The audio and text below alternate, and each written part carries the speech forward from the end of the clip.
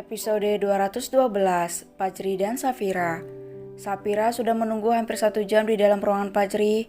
Ia begitu gelisah karena secepatnya ia membutuhkan bantuan dari Fajri menyangkut masa depan adik-adiknya di panti. Duh, apakah Fajri masih sibuk? Apa aku minta bantuan Ipana saja? Aduh Tuhan, tolong aku, ucap Safira gelisah. Ceklek. Safira panggil Fajri memasuki ruangannya dengan tergesa-gesa. Kak, syukurlah kakak sudah selesai, ucap Safira dengan mata yang berkaca-kaca. Duduklah dulu, apa yang terjadi sampai kamu mau menunggu kakak di sini? Bukankah kamu ada kuliah pagi? Tanya Fajri. Kak, ini aku ada proposal untuk meminta kakak jadi donatur di panti. Aku nggak tahu harus ngapain lagi. Ada yang mengungkit lahan bangunan di panti, Kak. Mereka menuntut untuk semua anak panti pindah, atau ibu harus membayar 500 juta sebagai pengganti lahan. Mereka akan menagihnya hari ini, dan ibu baru memberitahukan hal ini kepadaku. Aku mohon bantu kami, Kak. Tabunganku juga tidak cukup sebanyak itu, ucap Safira sambil menahan tangisnya. Fajri segera menghubungi Joy untuk mengurus masalah ini hingga tuntas. Jika memang tidak bisa, Fajri meminta untuk mencarikan bangunan yang besar untuk ditempati oleh anak panti.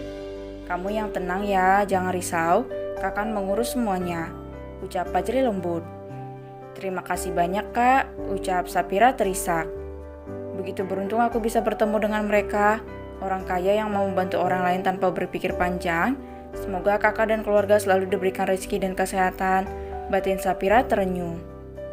Indah, tolong panggil manajer keuangan segera, ucap Fajri melalui intercom. Kamu sudah makan? Sebentar lagi waktu makan siang, tanya Fajri. Kalau masalah seperti ini nggak akan bisa makan aku kak, ucap Safira lirih.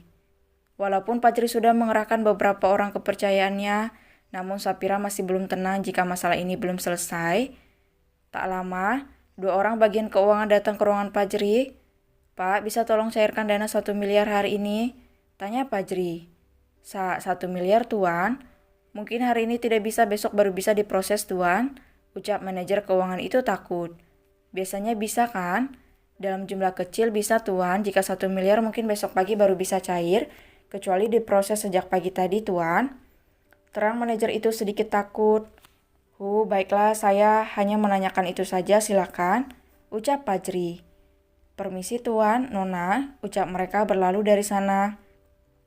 Fajri tidak memegang apa-apa pagi ini. Dompet dan ponselnya sudah disita oleh Ipana sampai perempuan ular itu angkat kaki dari negara ini. Pira, apa kamu bisa menghubungi Ipana? Ipana sedang ada praktek di labor, Kak. Fajri memilih untuk menelpon Fajira melalui telepon kantor dan meminta uang 1 miliar untuk calon menantunya. Emang uang kamu kemana, Bang? Dompet abang disita sama Dede, Bunda, ucap Fajri sendu. Rasain kamu? Ya sudah, Bang, butuh berapa? Tanya Fajira setelah mengejek anaknya. 1 miliar aja bunda. Bunda transfer dulu, ucap Fajira mematikan panggilan telepon. Fajri hanya menggaruk tengkuknya karena ia terlihat seperti orang miskin yang tidak memiliki apapun. Ia lebih memilih untuk kehilangan dompet daripada ponsel, karena di sana sudah tersedia keperluan Fajri mengenai keuangan. Tring, ponsel Safira berdering, ia langsung melihat siapa yang tengah mengirimnya pesan. Matanya melotot ketika melihat jumlah fantastis yang dikirim oleh Fajira. Kak, ini terlalu banyak, ucap Safira dengan mata yang berkaca-kaca ketika uang sejumlah 5 miliar masuk ke rekeningnya. Gak apa-apa, anggap saja bunda menjadi donatur di panti, ucap Fajri yang juga tidak tahu berapa uang yang dikirimkan oleh ibundanya. Namun, ia bisa menebak jika Fajira mengirim lebih banyak dari yang ia perkirakan. Terima kasih kak, ucap Safira sesegukan. Sudah, jangan menangis, ucapnya mendekat ke arah Safira dan mengelus punggung gadis itu. Lebih baik sekarang kita makan siang dulu sembari menunggu hasil dari orang suruhanku bagaimana? Ajak Fajri. Sepertinya aku harus segera ke panti, Kak. Aku harus memberitahukan hal ini kepada ibu agar beliau tidak terlalu memikirkannya, ucap Safira menghapus air matanya. Baiklah, mari kakak antar, ucap Fajri. Terima kasih, Kak, ucap Safira semakin mengagumi laki-laki hebat yang ada di hadapannya. Mereka segera keluar dari ruangan itu sambil bergandengan. Kak, bisa tolongkan jadwalku hari ini, tanya Fajri kepada sekretarisnya. Ada beberapa yang tidak bisa digeser lagi, Tuan. Minta Aksa untuk menggantikanku, ucap Fajri. Baik, Tuan. Terima kasih, Kak. Fajri kembali berjalan dan meninggalkan kantor sambil menggenggam tangan Sapira. Sementara perempuan cantik itu hanya terdiam dan mengikuti langkah Fajri. Biarkan sebentar saja kak, entah kapan aku bisa merasakan genggaman tangan kakak yang terasa hangat ini, batin Sapira. Di dalam lift, Fajri sesekali mencuri pandangan kepada gadis manis yang ada di sampingnya ini. Ipana memang pandai memilih calon kakak iparnya. Cantik, baik, bahkan begitu menyayangi adik-adiknya. Bahkan mereka bukan bertali darah, sudah seperti saudara kandung. Apalagi anaknya sendiri, anak kami, batin Fajri dengan wajah merona. Aku memang buta, bahkan dia lebih indah dipandang daripada Kak Hana dan Jueta. Sepertinya aku memang harus membuka hati untuk Sapira, batin Fajri berdialog. Tanpa sadar, pintu lift sudah terbuka. Sapira berjalan lebih dulu dan menarik tangan Fajri menuju lobi. Semua karyawan terkejut dengan apa yang mereka lihat. Ternyata berita itu bukan hal yang main-main. Mereka terlihat serasi, apalagi calon istri.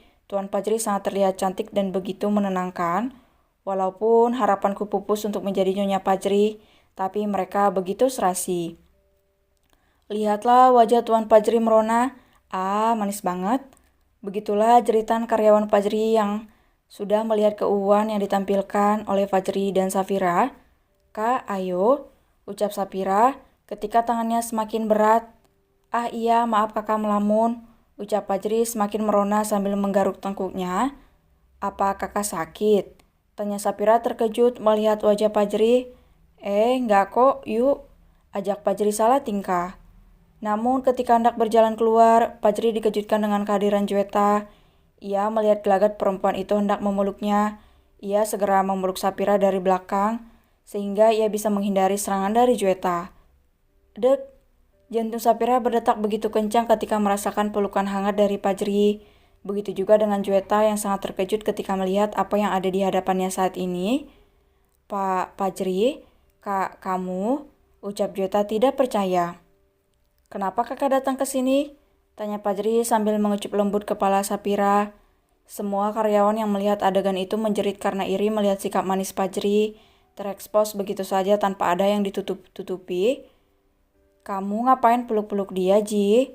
Ucap Jueta marah. Bukankah satu dunia tahu jika Sapira gadis cantik ini adalah calon istriku? Ucap Fajri. Kakak, panggil Sapira Riri, ia merasa malu saat ini. Tapi, Abang, teriak Ipana dengan ekspresi yang sangat garang dan menakutkan. Semua orang terkejut dengan kedatangan Ipana. Apalagi Fajri yang sudah berjanji tidak akan menemui gadis ular itu lagi. Abang, ucap Ipana menahan gemasnya ketika melihat Fajri tengah memeluk Sapira dengan mesra. Sapira segera melepaskan pelukan Fajri ketika melihat Ipana. Namun pria tampan itu tidak mau melepaskannya dengan mudah. Sudah sana pergi biar dede yang mengurus wanita ular ini, ucap Ipana tersenyum semirik. Jangan lupa Sherlock, ucapnya lagi. Abang makin sayang sama kamu. Ayo calon istriku, ucap Fajri segera keluar dari gedung dan berangkat menuju panti. Kini tinggallah Ipana dengan wajah penuh dendam dan Jueta dengan wajah yang penuh amarah. Apalagi ia dihadapkan dengan bocah yang berjarak 10 tahun di bawahnya. Hai, kita bertemu lagi. Apa saya lupa mengatakan untuk menjauhi Fajri? Sekarang dengan beraninya Anda masih menunjukkan batang hidung di hadapan saya. Ucap Ipana tersenyum semirik. Tidak ada yang merekam kejadian ini. Bagi kedapatan, tunggu saja akibatnya, ucap Ipana mengancam. Ia menatap Jueta yang masih diam membeku di tempatnya berdiri dari tadi. Ipana tidak akan pernah takut dengan siapapun kecuali keluarganya. Dia dibekali ilmu bela diri yang sudah mengenakan sabuk hitam di beberapa cabang, membuat Ipana berani dan mampu membuat musuh bertekuk lutut.